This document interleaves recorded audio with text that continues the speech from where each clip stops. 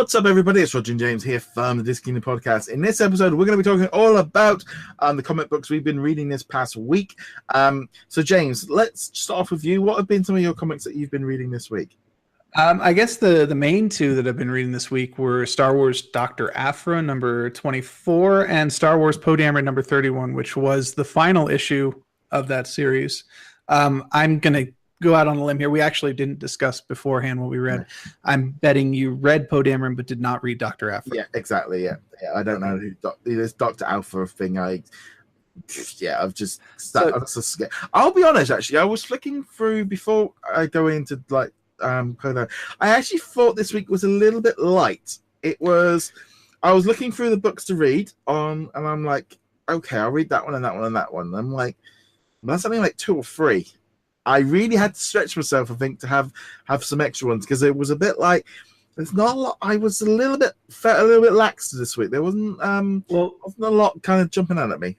And I would guess that that's probably Marvel staying out of the way of DC this week because they had 2 major launches. They had Heroes in Crisis, which is their heroes or certain heroes have PTSD and they're off in a special location where they can talk about their feelings. And then, of course, everything goes terribly wrong. That's a major launch. And Justice League Odyssey started this week, which is one of the Justice League titles. And I think even the Doomsday Clock, which is their Watchmen DC crossover, might have had an issue. And I think Marvel was just like, no, we're just DC can have this week. We'll have other weeks. So Poe Dameron. Yeah. Poe Dameron, final issue. Yeah. What do you think? I like the fact that it's set after Last Jedi, so It feels like we are learning, like we are evolving, that we're learning new stuff. It's not just okay. We know that it was an odd one. We're on a different planet and stuff, and there's like the thing of like trying to build up the First Order, and I liked it. I like the fact that it's new, and I think that you sort of and they're going, kind of, you don't know that they're all down and all the rest of it, and Poe's exchange with Leia about what it means to be in the Resistance and all the rest of it. I enjoyed this one. This was definitely probably the highlight of the week. It was a strong way to finish out. Kind of finished off and you kind of go, yeah, we definitely need this kind of comic book series for this period. Like help fill out between this and whatever episode 9 is. Because this whole era, we need more context. We don't need to keep knowing that we've got the Resistance, we've got all this stuff going on. I like new. I like to know, especially this is unknown territory right now. And I'm taking a guess here, but I'm thinking that Marvel and Disney are doing this on purpose. They want this era to be kind of undefined, so that when episode 9 comes out next year, they can be like, it's a complete surprise to everybody because nobody has any hints of what's going on. There are a couple of books here and there that kind of hint at stuff. We had the Phasma book last time. We've got the Resistance TV show and whatnot this time. But assuming that was their motive, that we want to keep this era strictly to the movies and then we'll fill it in later, I don't think that was the right approach. I think they really needed to be pushing these stories in between Return of the Jedi and Force Awakens, and then Force Awakens and Last Jedi, and Last Jedi and Episode 9. We need these filler stories so that when we get to Episode 9, it's not I was totally expecting that. It was, I know who that character is, even though they haven't actually been on the screen yet, or, I know their backstory. We had a tiny, tiny bit of that with Force Awakens with Snap Wexley, who's one of the characters in this comic, where his story was kind of told in the 3-part series, which the name of which I can't remember, but it was Chuck Wendig wrote it. And it was right after the Return of the Jedi. It was like it led up to the Battle of Jakku. And we got a little bit of Snap's story there, but then, of course, it was completely irrelevant. I thought it was quite funny. I was reading through Poe Dameron and I go, that girl looks a lot like the one out of Iron Fist. And then I'm going, was she in Star Wars? And it's like, quick Google, she was in Star Wars Force Awakens, and that's who she was based on. So it was the fact that I recognized it was that figure of going, oh, yeah, she looks so much like, I was going, that looks like it. And it was that. So they have definitely gone close enough for me to recognize who she was from a comic book. But also, you can definitely recognize the characters, Poe Dameron, Leia, all of them, but not in the same way as the core Star Wars comic has been doing for a while now, which just looks really, really bad when they do the photorealism on the face and stuff like that. So this was a much better way of doing it. Except for that one scene when he's flying in on his new ship and he's shouting back, and I'm like, going, well, who is he? It was really weird because I'm like, I didn't recognize the face. His face was all like, and I'm like, it was like, oh, it is Poe. It's like, it wasn't until he said that it's Poe Dameron. I'm like, oh, okay. He didn't look anything like he did in this. I kind of wish they had set that ship up a little bit better. I'm going to have to go back and reread the Gracchus the Hutt arc, which is a character that was established earlier in the series and also appeared in the regular Star Wars series, interestingly enough. But I'm going to have to go back and see if they've shown that ship before, because that whole scene actually felt a little bit Deus Ex Machina. And also just that scene in general. So for context for our listeners, the surviving members of Black Squadron, which is Snap and then the two women, it's just Snap and his girlfriend / future wife, baby mama. I'm not actually sure what their relationship is. I just know they're a couple. They're flying X-Wings against what looks like 300 TIE fighters. And that one scene, I was like, you might be overselling it just a little bit, because it's one of those scenes where you look at it and you go, okay, those TIE fighters don't even have to do anything. They just all fire their blasters at once. Yeah. And it will just be a literal wall of lasers.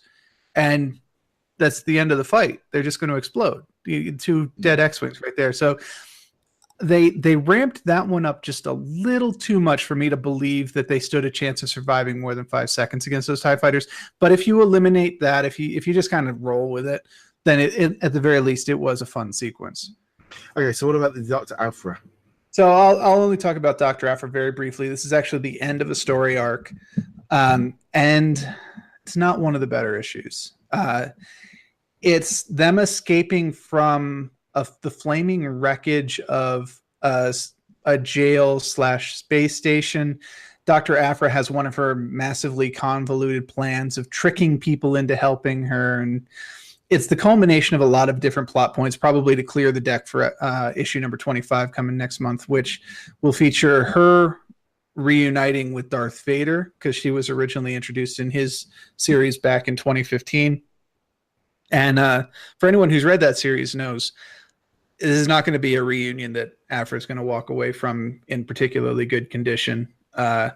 She has pissed off the darkest Lord of the Sith. So we'll see what happens. 25 will probably be a better issue than this one, but this one is mostly just setting up the pieces for the confrontation.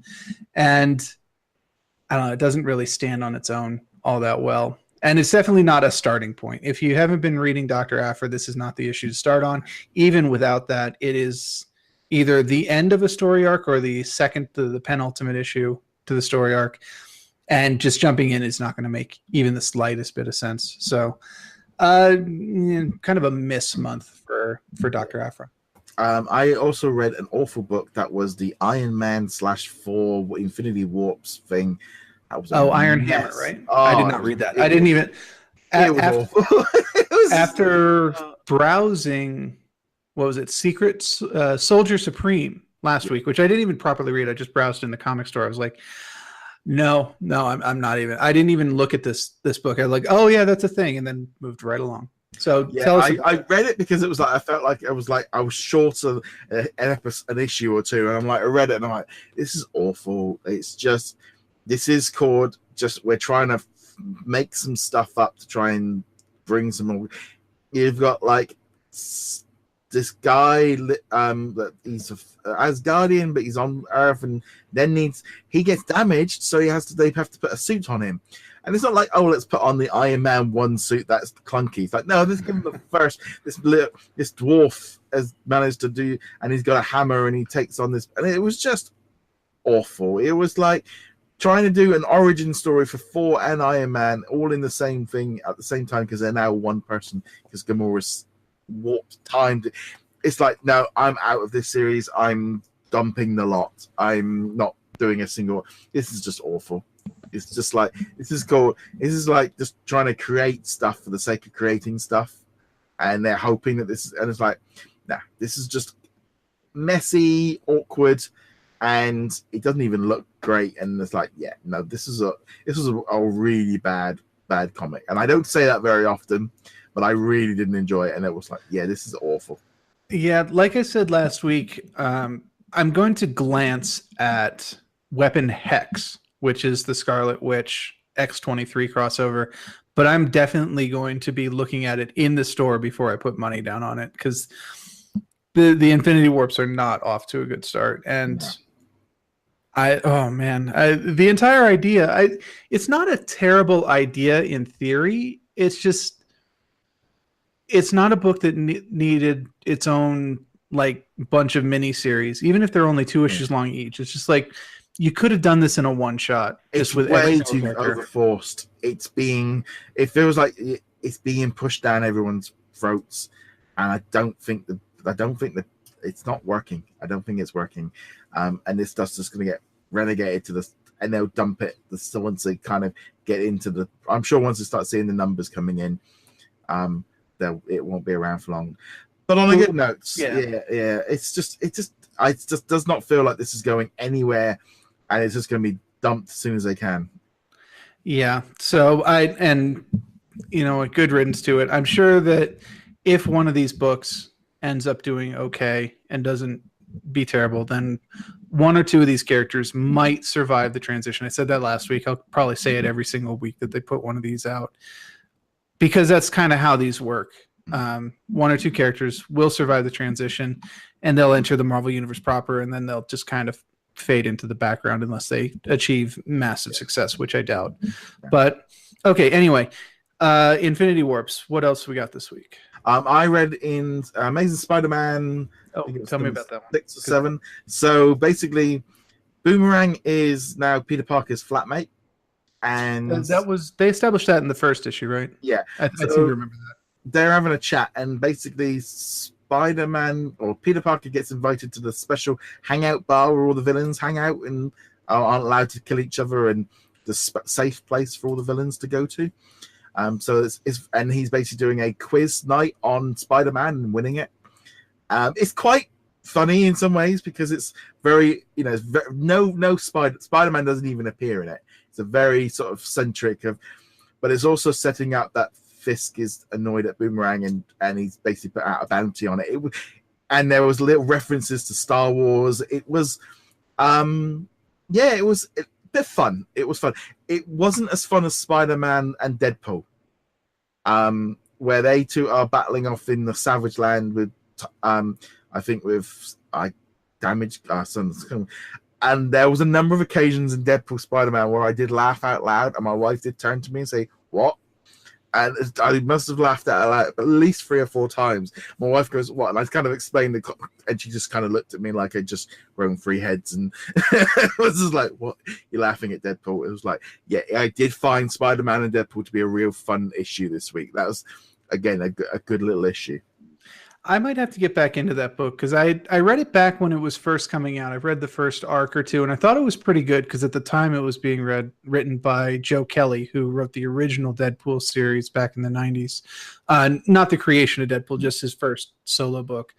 And I remember it being quite good. I don't even know who's working on it anymore. It's one of those books I honestly forget is even coming out most of the time. I think my brain just automatically skips right past it. But yeah, I might have to give it a shot because they are a duo that actually works really well. Yeah. So yeah, it's kind of got the Matrix trying to bring them together, and it's not working. And it's the insults between the two of them. That's what makes it. It's the chemistry between the two characters. And how they bounce off of each other. That's what makes it. The story itself isn't. I mean, they're sat in a massive dinosaur in their belly being eaten. It's just very odd. It makes no sense, but it's just fun. And sometimes that's what you want. Yeah, and there's absolutely nothing wrong with that because, you've got one guy who's really good at quips and one guy who is just completely insane, and it makes for a good combo. I'll have to grant you that. Yeah, and it's just that was a good fun one. I think that was about it. I kind of did like by the time I did Poe Dameron and Spider-Man, and then and I was a bit like, but that's about it. I was looking through the list and going, yeah, nothing else is appealing. I think that might just be, it was just a very light week. So, in addition to what I already talked about, I picked up X-Men Red, but I haven't had a chance to read that one yet, so obviously got nothing on that. I did read Extermination #3, which is the middle issue of the Extermination story. It was mostly an action issue this month. The young Cable is still wandering around trying to pick people up. Ahab, who the mutant hunter, is around trying to kill mutants, and it looks like their lists are starting to kind of cross over. So Nate is trying to save people. Ahab's trying to kill people. The original X-Force team is kind of getting put back together. We know that there's going to be a comic series with the original X-Force team, so no big surprise there, but it is fun to see them kind of back in action. And and they just don't care. They're like, our mentor is dead. We're going to get revenge. And if you don't want to know about it, or if you think you're going to get in the way, then just leave now, because we've got a person on our team who literally just makes bombs. That her superpower is to make bombs. We've got a guy who carries swords, and we've got a woman who has luck powers in addition to various other members of the team. And it's a lot of fun. However, having said that, it is the third issue of like a 5 or 6 issue series. This is not the place to be starting up if you haven't already been reading. Also, if you have not been reading X-Men Gold or X-Men Blue, both of which I think are completely done now, don't even bother, because this is picking up plot threads from both of those books. And if you start out even at Extermination #1 from like 6 weeks ago, it's not going to make sense. It really is not even going to make the slightest bit of sense. If you want to try out X-Men books, wait for Uncanny X-Men #1, which will be coming out as soon as Extermination is done. The X-Men Red is only 8 issues so far, and that is probably the best X-Men team book that's been put out in quite some time. So I would definitely recommend those instead of Extermination.